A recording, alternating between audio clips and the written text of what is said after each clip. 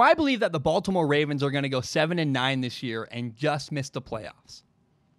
Now, I do want to be very clear. There is no offense in the entire NFL I'm more curious to watch this year than the Baltimore Ravens. I think I have an idea what to expect, but I really don't know. I keep hearing all these quotes from all kinds of people related to the Ravens. You've never seen anything like this. We're going to do something crazy and weird and interesting. And my theory is they're just going to run the ball all the time, over and over and over again. That's their new philosophy with the Ravens. We are going to pound the rock.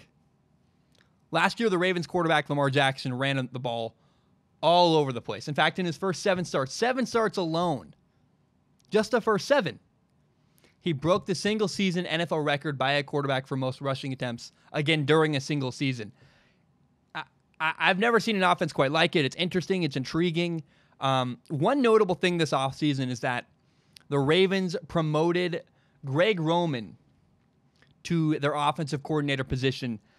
His background is in the running game. If you go look back to 2017 when Greg Roman was first hired, he was brought in as an advisor to fix the Ravens' running game. He's kind of a genius and a guru when it comes to running schemes and blocking schemes. And to me, the message is very, very clear. By promoting Greg Roman, the Ravens are saying, we are going to run the ball a ton. I don't know what to expect. It's going to be really fun to watch because I don't think we've ever seen an offense that is going to run the ball as heavily and as much with a quarterback as we're going to see this year from the Baltimore Ravens. Now, here's the problem, though. Offense aside, the Baltimore Ravens lost a bunch of defenders. They lost C.J. Mosley, a linebacker who signed a gigantic contract with the Jets.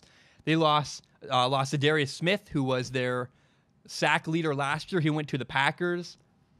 And they no longer have Terrell Suggs and Eric Weddle, 2 longtime veteran leaders in the Ravens locker room.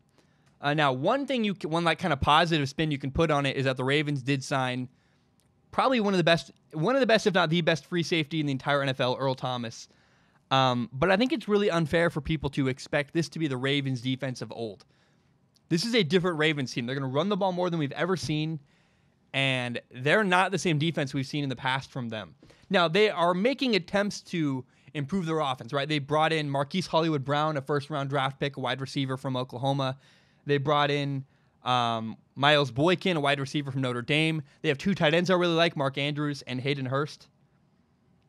But my opinion on the Ravens this year is that they're going to really struggle if they run into an offense that can put up a bunch of points because they're not going to be able to keep up the same way. If they run into the Browns, for example, Baker Mayfield puts up 45 points throwing the ball over the place. Their defense isn't the same it once was. They're not as good. And if a team is throwing the ball all over the place, they can't keep up because their offense is predicated around running the ball. I think, again, when the Ravens run into a really high-scoring team like the Chiefs or the Browns or the Saints, they're going to really struggle because their offense won't be able to keep up with a high-scoring passing attack like you'll see from other teams like that. So I think, in my opinion, the Ravens are going to go 7-9 and just miss the playoffs.